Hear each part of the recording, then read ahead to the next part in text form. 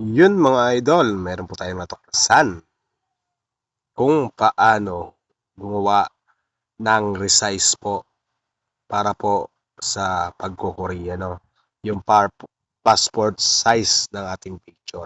So, kapag nag-announce po yung DMW na ganito po ang size ng picture na isasubmit natin kapag nag-register tayo mga idol. So, kailangan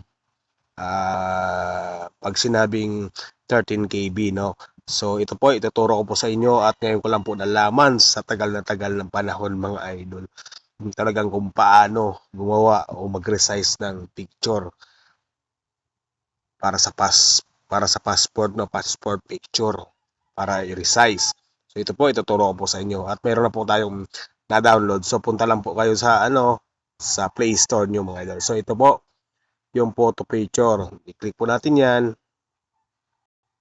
At i-resize po natin yan. No? So nakikita po natin ay 3.2 MB po siya. So ang kailangan dito po ay kunwari ay 13 KB. So pababain po natin yan. I-resize po natin. Pipindutin po natin ang resize dito po sa baba. At hanapin po natin yung resolution, no? And file size. Ito po yun ang custom. Tapos para mawala po at hindi magsusunod-sunod po yung dalawa na yan, alisin po natin ito ang preserved aspect ratio. So itatype na po natin yung niya, resolution niya ng mga idol. Kunwari, ito ay 4:1:3 at yung kabila naman ay 5:30. Yan. Tapos ito, naka-MB siya. So, dito po tayo sa KB kasi KB po yung kailangan kasi hindi po papasok po yung natin kapag nag-registration tayo ang picture natin. So, ilagay po natin 15 KB. So, nakita po natin 15 KB na siya. Ayan. So, pipiliin po natin pag nagpili po tayo dito sa aspect ratio is not preserved. How to resize 2413 to 530, no? So hanapin po natin, ito po yung pipiliin natin yung pang-tatlo, fit the size. Ito po yung hanapin natin. So i-click po natin ito. Tapos may lalabas diyan mga idol. Add black background, change background color, crop center automatically.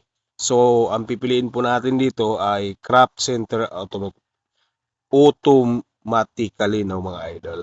Yan.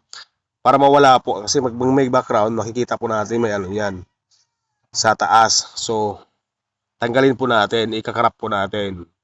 No, yan.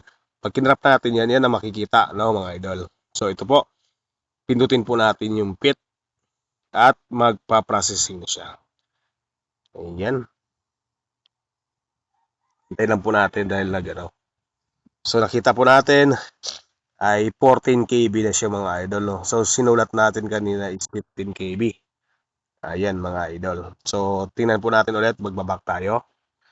Tingnan po natin sa na-resize po natin. Ito po. Ayan.